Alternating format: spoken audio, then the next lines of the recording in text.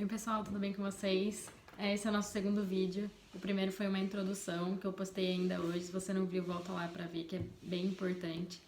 Então, gente, agora a gente vai começar a leitura de Gênesis e Apocalipse. Eu vou começar a ler os primeiros 3 capítulos de Gênesis, tá bom? De 1 a 3. Vamos lá. No começo, Deus criou os céus e a terra. A terra era um vazio sem nenhum ser vivente e estava coberta por um mar profundo. E o Espírito de Deus se movia por cima da água. Então Deus disse que haja luz, e a luz começou a existir. Deus viu que a luz era boa e a separou da escuridão. Deus pôs à luz o nome de dia, e na escuridão pôs o nome de noite. A noite passou e veio a manhã. Este foi o primeiro dia. Então Deus disse que haja no meio da água uma divisão para separá-la em 2 partes. E assim aconteceu. Deus fez uma divisão que separou a água em 2 partes. Uma parte ficou do lado de baixo da divisão e outra parte ficou do lado de cima. Nessa divisão, Deus pôs o nome de céu e a noite passou e veio a manhã. Este foi o segundo dia. Aí Deus disse que a água que estava debaixo do céu se ajunte num só lugar, a fim de que apareça a terra seca. E assim aconteceu. Deus pôs na terra seca o nome de terra, e nas águas que se haviam ajuntado ele pôs o nome de mares. E Deus viu que o que havia feito era bom. Em seguida ele disse que a terra produza todo tipo de vegetais, isto é, plantas que deem sementes e árvores que deem frutas. E assim aconteceu. A terra produziu todo tipo de vegetais, plantas que dão sementes e árvores que dão frutas. E Deus viu que o que havia feito era bom. A noite passou e veio a manhã. Este foi o terceiro dia. Então Deus disse que haja luzes no céu para separarem o dia da noite e para marcarem os dias, os anos e as estações. Estas luzes brilharão no céu para iluminar a terra. E assim aconteceu. Deus fez as 2 grandes luzes, a maior para governar o dia e a menor para governar a noite. E fez também as estrelas. Deus pôs essas estrelas no céu para iluminarem a terra, para governarem o dia e a noite e para separarem a luz da escuridão. E Deus viu que o que havia feito era bom. A noite passou e veio a manhã, e este foi o 4º dia. Depois Deus disse que as águas fiquem cheias de todo tipo de seres vivos e que na terra haja aves que voem no céu. Assim Deus criou os grandes monstros do mar e todas as espécies de seres vivos que em grande quantidade se movem nas águas, e criou também todas as espécies de aves. E Deus viu que o que havia feito era bom. Ele abençoou os seres vivos do mar e disse: aumentem muito em número e encham as águas dos mares, e que as aves se multipliquem na terra. A noite passou e veio a manhã. Este foi o 5º dia. Então Deus disse que a terra produza todo tipo de animais, domésticos, selvagens e os que se arrastam pelo chão, cada um de acordo com a sua espécie. E assim aconteceu. Deus fez os animais, cada um de acordo com a sua espécie, os animais domésticos, os selvagens e os que se arrastam pelo chão. E Deus viu que o que havia feito era bom.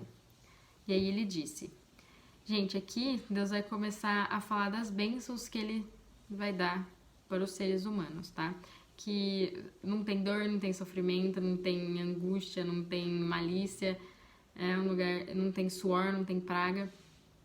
Agora vamos fazer os seres humanos que serão como nós, que se parecerão conosco. Eles terão poder sobre os peixes, sobre as águas, sobre os animais domésticos e selvagens e sobre os animais que se arrastam pelo chão. Assim Deus criou os seres humanos e ele os criou parecido com Deus. Parecido com Deus é sem pecado. Ele os criou homem e mulher e os abençoou dizendo: tenham muitos e muitos filhos, espalhem-se por toda a terra e a dominem, e tenham poder sobre os peixes do mar, sobre as aves que voam no ar e sobre os animais que se arrastam pelo chão. Para vocês se alimentarem, eu lhes dou todas as plantas que produzem sementes e todas as árvores que dão frutas. Mas para todos os animais selvagens, para as aves e para os animais que se arrastam pelo chão, dou capim e verduras como alimento. E assim aconteceu, e Deus viu que tudo o que havia feito era muito bom. A noite passou e veio a manhã. Este foi o 6º dia. Assim terminou a criação do céu e da terra, e tudo o que há neles. No 7º dia, Deus acabou de fazer todas as coisas e descansou. Então abençoou o 7º dia e o separou como um dia sagrado, pois neste dia ele acabou de fazer todas as coisas e descansou. E foi assim que o céu e a terra foram criados.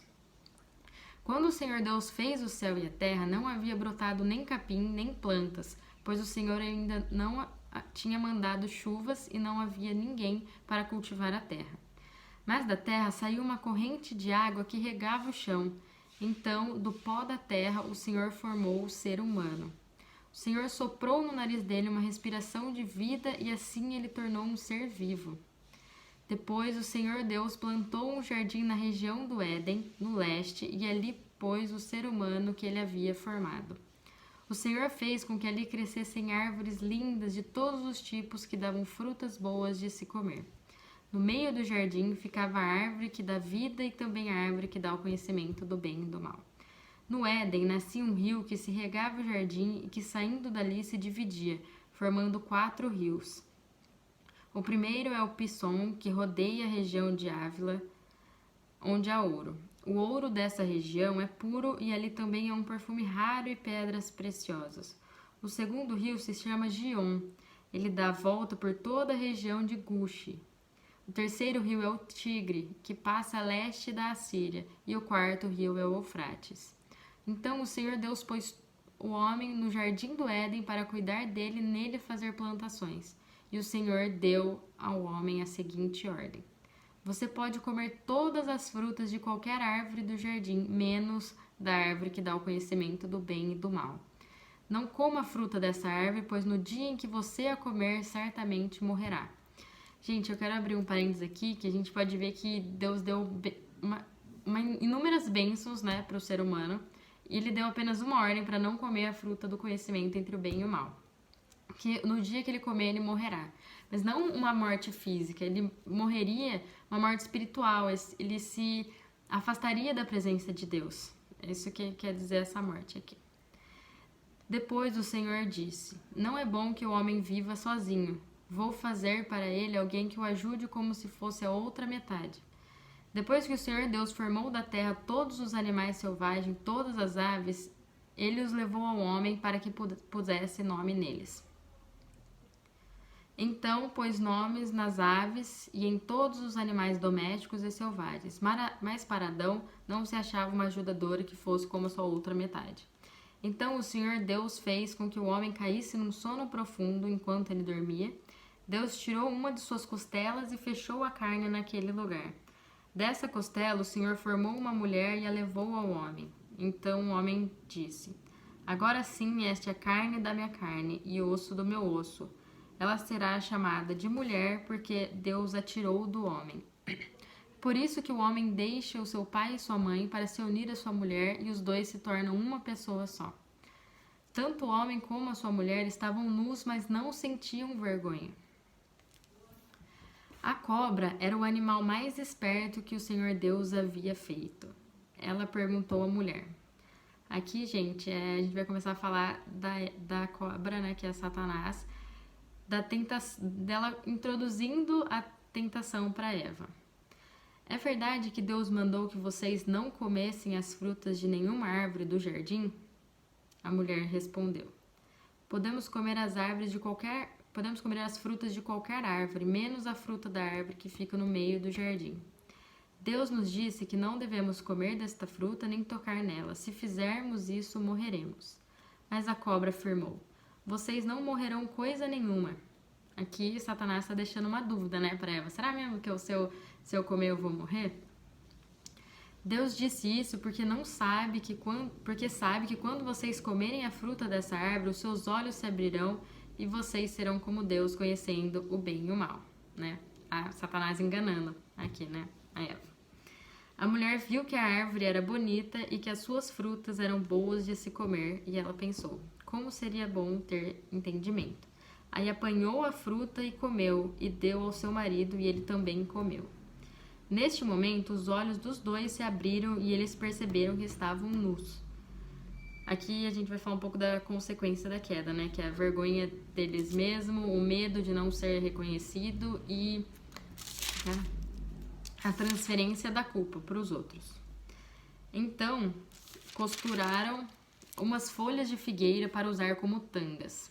Naquele dia, quando soprava o vento suave da tarde, o homem e a sua mulher ouviram a voz de Deus que estava passeando pelo jardim. Então se esconderam dele no meio das árvores. Mas o Senhor Deus chamou o homem e perguntou: onde é que você está?